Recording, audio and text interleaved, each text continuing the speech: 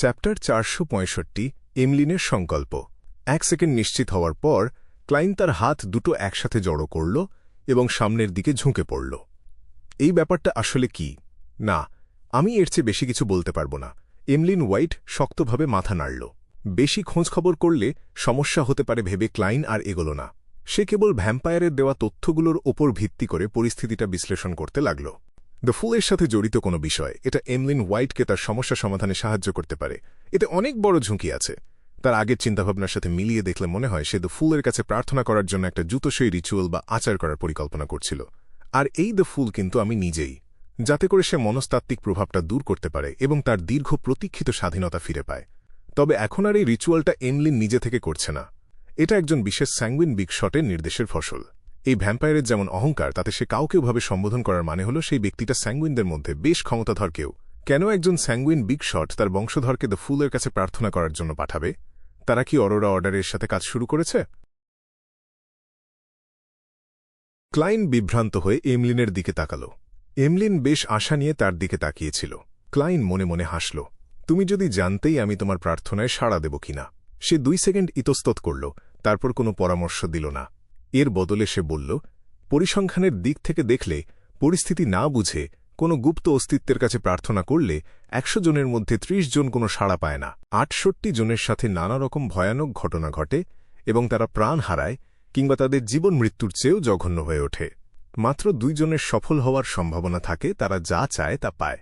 তবে এর জন্য তারা যে মূল্য দেয় সেটা হয়তো তাদের কাম্য থাকে না। আগে একজন কিবোর্ড যোদ্ধা হওয়ার সুবাদে ক্লাইন সবসময় বিশ্বাস করত যে কোনো কিছু প্রমাণ করার ক্ষেত্রে বা কোনো মতবাদ প্রতিষ্ঠা করার সময় যারা পুরো নমুনা এবং সামগ্রিক পরিসংখ্যান উল্লেখ না করে শুধু একটা উদাহরণ বা ব্যতিক্রম তুলে ধরে, তারা আসলে বোকা। এটা স্রেফ একটা ধারণার চালাকি। আর এসব ক্ষেত্রে সাধারণত কিছু পরিচিত কথা শোনা যায়, যেমন আমার এক বন্ধু আছে, আমি একটা মেয়েকে চিনি, বা আমার আশেপাশের একজন। তাই এমলিন হোয়াইটকে বোঝানোর জন্য সে ইচ্ছে করেই কিছু তথ্য বানাল। অবশ্য এটা পুরোপুরি ভিত্তিহীনও ছিল না। অন্তত নাইটহক টিমের সদস্য থাকার সময় ক্লাইন যে ফাইলগুলো পড়েছিল সেখানে এরকম অনেক ঘটনার কথা লেখা ছিল। মাত্র 2 জনের সফল হওয়ার সম্ভাবনা, আর 68 জনের সমস্যা হয়। অবাক হয়ে এমলিন তার হাত তুলে নিজের চুল ঠিক করতে লাগল। তুমি যে কাজটা করতে যাচ্ছ সেটার বিপদের মাত্রা মূলত এরকমই। তোমার উদ্দেশ্য যদি খারাপ হয় তবে ঝুঁকির চেয়েও বেশি, ক্লাইন খুব আন্তরিকভাবে বলল। এমলিন অবচেতনভাবেই মাথা নাড়ল। না, কোনো খারাপ উদ্দেশ্য নেই। তাছাড়া বিগ শট পুরো সময়টাতে আমাকে রক্ষা করবে। খারাপ উদ্দেশ্য নেই। আরে, তোমার যদি খারাপ উদ্দেশ্য থেকেও থাকে, তুমি হয়তো সেটা জানোই না, কারণ তুমি তো স্রেফ একটা দাবার ঘুঁটি যাকে সামনের সারিতে ঠেলে দেওয়া হয়েছে। ক্লাইন ডান হাতটা তুলল এবং ইশারার মাধ্যমে তার কথার জোর বাড়াল। এটা হয়তো ঝুঁকি অনেকটাই কমিয়ে দেবে, কিন্তু একেবারেই শূন্য করে দেবে না। সেই বিগ শটের কি সত্যিই কোনো গুপ্ত অস্তিত্বের সাথে লড়াই করার মতো ক্ষমতা আছে? সম্ভবত নেই। এমলিন থেমে থেমে উত্তর দিল। তাহলে? ক্লাইন তার হাত দুটো প্রসারিত করল। হঠাৎ করেই সে হেসে উঠে বলল, এমলিন, তোমার এই ঝুঁকি নেওয়ার কোনো দরকার নেই। তুমি যদি পুরোপুরি ধরিত্রী মাতায়ের ওপর বিশ্বাস স্থাপন করো, তবে সেটা তোমার জীবনে কোনো প্রভাব ফেলবে না। ফেইনপটারের নাগরিকদের দিকেই তাকাও। তারা কি খায় না, পোশাক পরে না, আর যা খুশি তাই করে না? সময় এলে খুব সম্ভবত বিশপ উট্রাভস্কি তোমাকে হারভেস্ট চার্চে স্বেচ্ছাসেবীর কাজ করার জন্য আর জোর করবে না। তুমি তোমার আসল স্বাধীনতা ফিরে পাবে। তাছাড়া আমি বিশ্বাস করি তুমি কোনোরকম বাধা ছাড়াই ধরিত্রী মাতায়ের শিক্ষাগুলোর সাথে বেশ ভালোভাবে মানিয়ে নিয়েছ। এমলিন হোয়াইট কিছুক্ষণ চুপ করে থেকে বলল, আমি তার বিশ্বাসগুলো পছন্দ করি বলে বিশ্বাসী হওয়া আর একটা মনস্তাত্ত্বিক প্রভাবের মাধ্যমে জোর করে বিশ্বাসী হওয়া দুটো সম্পূর্ণ আলাদা ব্যাপার। আমি যদি কোনোদিন চাঁদকে ছেড়ে ধরিত্রী মাতায়ের উপর বিশ্বাসও করি, আমি চাইব সেটা যেন আমার নিজের পছন্দ হয়। এর সাথে অন্য কারো কোনো সম্পর্ক থাকবেই নায়ক। এটাই একজন স্যাঙ্গুইনের শেষ অহংকার। ক্লাইন একটু অবাক হয়ে এমলিনের দিকে তাকাল। সে ভাবতেই পারেনি এমলিন এতটা জেদি হবে। সে 2 সেকেন্ড চিন্তা করল এবং তাকে আর বোঝানোর চেষ্টা না করে সংক্ষেপে সায় দিল। সমস্যাটা আসলে খুবই সহজ। বিগ শটের নির্দেশে এবং সেই মনস্তাত্ত্বিক প্রভাব থেকে মুক্তি পাওয়ার লোভে তুমি কি একটা নির্দিষ্ট মাত্রার বিপদের মুখোমুখি হওয়ার সাহস রাখো? তুমি যদি এর জন্য নিজের জীবনও উৎসর্গ করতে রাজি থাকো, তবে উত্তরটা খুবই সহজ। সংক্ষেপে বলতে গেলে এই সিদ্ধান্তটা শেষমেশ তোমার ওপরেই ছেড়ে দেওয়া হল। এমলিন গম্ভীর মুখে কথাগুলো শুনল এবং স্বভাবতই বলে উঠল, আমি যদি সত্যিই চেষ্টা করার সিদ্ধান্ত নিই, তবে সেটা শুধু নিজের জন্য নয়, বরং সব স্যাঙ্গুইনদের জন্য। এই সমস্যার সমাধান হওয়াটা স্রেফ একটা উপরি পাওনা। সব স্যাঙ্গুইনের জন্য। আমার কোন ব্যাপারে সব স্যাঙ্গুইনরা জড়িত? সেই বিগ শট তোমাকে মিথ্যে বলেছে, তাই না? ক্লাইন মনে মনে হাসল। তুমি কি বিশ্বাস করো যে একটা দুর্বল ভ্যাম্পায়ারের পুরো একটা জাতকে বাঁচানোর সুযোগ আছে? স্যাঙ্গুইন, আমি স্যাঙ্গুইন। এমলিন জোর দিয়ে বলল। তাছাড়া আমার শক্তিও খুব একটা খারাপ নয়। তোমাদের মানুষের সিকোয়েন্স 7-এর সমান এটা। আর এটা কিন্তু সেই ধরনের শক্তি যা লড়াই করতে পারদর্শী। আর তুমি বিশ্বাস করো বা না করো, তুমি এটা বুঝবে না। সে উঠে দাঁড়িয়ে বলল, তোমার বিশ্লেষণ আর পরামর্শগুলো অর্থহীন হলেও আমাকে ধন্যবাদ দিতেই হবে। কনসালটেশন ফি হিসেবে ওই আগের স্যুটকেস আর টিনের বাক্স থেকে টাকা কেটে নেওয়া হবে। ক্লাইন এক মুহূর্তের জন্য বুঝতেই পারল না সে কি নিয়ে কথা বলছে। এমলিন চলে যাওয়ার পর সে হঠাৎ বুঝতে পারল এমলিন কি বলতে চাইছিল। বড়সড় লেনদেনে বাক্স বা পাত্রগুলো কি সাধারণত বিনামূল্যেই দেওয়া হয় না? কি ছোট লোক আর কিপটে ভ্যাম্পায়ার রে বাবা!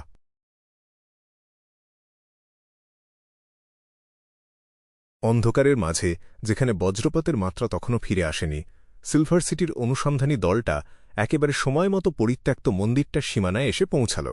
ডেরিকের মনে পড়ল যে তাদের প্রথম অভিযানের সময় এখানেই পশুর চামড়ার সব লণ্ঠনগুলো নিভে গিয়েছিল। পুরো দলটা ঘুটঘুটে অন্ধকারের মধ্যে তলিয়ে গিয়েছিল, আর সে মন্দিরের ভেতর থেকে একটা গা ছমছমে বাঁচাও চিৎকার শুনতে পেয়েছিল। আলজার উইলসন এবং অড্রে হলো এর ধারণা অনুযায়ী এটাই হয়তো তাদের বারবার ঘুরে ফিরে আসা চক্রের শুরু। কিন্তু আমরা শহরের বাইরের ক্যাম্পসাইটে কেন জেগে উঠলাম, সরাসরি এখানে নয় কেন? ট্যাট মিটিংয়ের আলোচনার কথা মনে করে ডেরিক তার হাত তুলল এবং পরামর্শ অনুযায়ী মনে মনে প্রার্থনা করতে লাগল। হঠাৎ তার শরীর থেকে একটা বিশুদ্ধ আলো ঠিকরে বেরিয়ে এলো, যা দেখে জোশুয়া এবং দলের অন্য সদস্যরা দ্রুত যুদ্ধের জন্য প্রস্তুত হয়ে গেল। কি হয়েছে? ডেমন হান্টার কলিন তার তলোয়ারটা বের করে গম্ভীর গলায় জিজ্ঞেস করল। ডেরিক ভয় পেয়ে এদিক ওদিক তাকাল আর বলল, মাননীয়, আমি এইমাত্র শুনতে পেলাম একটা বাচ্চা কাঁদছে আর বলছে আমাকে বাঁচাও, আমাকে বাঁচাও। সে পরীক্ষা করে দেখতে চাইছিল এটাই কোনো মূল চাবিকাঠি কিনা।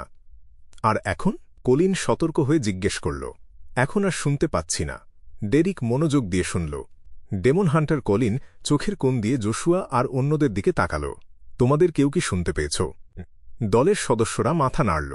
কয়েক সেকেন্ড চিন্তা করার পর কলিন একটা সিদ্ধান্তে পৌঁছাল। সে তার বেল্টের গোপন প্রকোষ্ঠ থেকে একটা গাঢ় নীল রঙের ধাতব বোতল বের করল এবং বর্ণহীন আঠালো তরলটা তার তলোয়ারে মাখিয়ে নিল। তারপর সে তার তলোয়ার দিয়ে ওপরের দিকে আঘাত করল। হঠাৎ আকাশটা আলোকিত হয়ে উঠল। রূপালী সাপের মতো দেখতে আলোর রেখাগুলো ওপরের দিকে ছুটে যেতে লাগল এবং খুব দ্রুত চারদিকে ছড়িয়ে পড়ল। রূপালী সাদা আলোটা মুহূর্তের মধ্যেই দলের সব সদস্যদের ঢেকে ফেলল, যেন তাদের ভেতরের সবচেয়ে অন্ধকার কোণটাও আলোকিত করে তুলল। একটা হিসহিস শব্দ করে রূপালী সাপগুলো শূন্যে মিলিয়ে গেল, অজানা কোনো এক গন্তব্যে। খুব দ্রুত চারদিক শান্ত হয়ে গেল। নিস্তব্ধতার মধ্যে শুধু পশুর চামড়ার লণ্ঠনগুলোর ম্লান আলো ছড়িয়ে রইল। কলিন চোখ সরু করল। সে যা করার চেষ্টা করেছিল সেটা কোনো অজানা জিনিসের উপস্থিতি টের পেয়েছে। পুরো 5 সেকেন্ড পর সে হাত তুলে সামনের দিকে ইশারা করল। এখন থেকে আমরা কোনোভাবেই অসতর্ক হতে পারব না। আমাদের পুরোপুরি সতর্ক থাকতে হবে। কথাগুলো এত পরিচিত, এই বিপদ থেকে বের হওয়ার চাবিকাঠি এটা নয়। ডেরিক তার মন শান্ত করল আর দলের সাথে অর্ধেক ধ্বংস হয়ে যাওয়া মন্দিরটার ভেতরে ঢুকে পড়ল। এবার সে শিক্ষা নিয়েছে এবং ফলেন ক্রিয়েটরের চেহারার দিকে তাকায়নি। মাটি পরীক্ষা করার সময় সে নিজে থেকেই সেই জায়গাটার খোঁজ করতে লাগল যেখানে দেয়াল চিত্রটা ছিল। সে তার হাতে পশুর চামড়ার লণ্ঠন আর হারিকেন কুঠারটা ধরে রেখে দলের আরেকজন সদস্যের সাথে মিলে একটা ছোট দল হিসেবে কাজ শুরু করল। সারিবদ্ধ অনেকগুলো ছোপ ছোপ দাগওয়ালা এবং ভাঙাচোরা দেয়াল পার হওয়ার পর সে অবশেষে তার গন্তব্যে পৌঁছাল। লণ্ঠনের আলো যত কাছে এগোল, দেয়ালের চিত্রটা ধীরে ধীরে ততটাই পরিষ্কার হয়ে উঠল। ডেরিক প্রথমে কোণটার দিকে তাকাল এবং সেই অদ্ভুত স্মরণীয় লাইনটা খুঁজে পেল। রোজ রিডেমশন। সে মনে মনে নামটা উচ্চারণ করল, লণ্ঠনটা উঁচুতে তুলল এবং দেয়াল চিত্রের খুঁটিনাটি খুব মনোযোগ দিয়ে দেখতে লাগল। দাগওয়ালা দেয়ালের একেবারে ওপরের দিকে একটা বিশাল, অস্পষ্ট, ঘুটঘুটে কালো ক্রস আঁকা ছিল। সেখানে একটা ছায়া উল্টো হয়ে ঝুলেছিল, যাকে চেনাটা বেশ কঠিন ছিল। এমন একটা দৃশ্যের পটভূমিতে একটা জনশূন্য প্রান্তর ছিল। প্রান্তরের মধ্যে মানুষের একটা লম্বা সারি ছিল। তাদের গন্তব্য ছিল অনেক দূরের একটা পাহাড়, পাহাড়ের চূড়ায় থাকা ক্রসটা আর উল্টো হয়ে ঝুলে থাকা ছায়াটা। সারিটার মধ্যে কিছু মানুষ মাটিতে হাঁটু গেড়ে বসে খুব ভক্তি ভরে প্রার্থনা করছিল। অন্যরা এরই মাঝে উঠে দাঁড়িয়ে প্রচণ্ড ঝোড়ো বাতাসের মুখোমুখি হয়ে সামনের দিকে হেঁটে যাচ্ছিল। তাদের চেহারাগুলো ছিল স্রেফ কিছু সাধারণ রেখা দিয়ে আঁকা, যেন চিত্রটা তাদের ছেঁড়াখোড়া পোশাকগুলোকেই বেশি করে বোঝাতে চাইছিল। শুধু একদম সামনে থাকা নেতার চেহারাটাই তুলনামূলকভাবে পরিষ্কার ছিল। সে ছিল লম্বা আর ছিপছিপে একজন মানুষ, যার রূপালী চুলগুলো পিঠ পর্যন্ত ছড়িয়েছিল। এই মানুষটার মুখের আদল বেশ নরম ছিল, তার মাথাটা নিচের দিকে ঝোঁকানো ছিল আর চোখ দুটো শক্ত করে বন্ধ করা ছিল। তার পিঠে আলোর ডানাগুলো স্তরে স্তরে সাজানো ছিল। ফেরেস্তা, একটা কিংবদন্তির ফেরেস্তা। ডেরিক উত্তেজনার সাথে নেতাটার চারপাশের পরিস্থিতি পর্যবেক্ষণ করতে লাগল।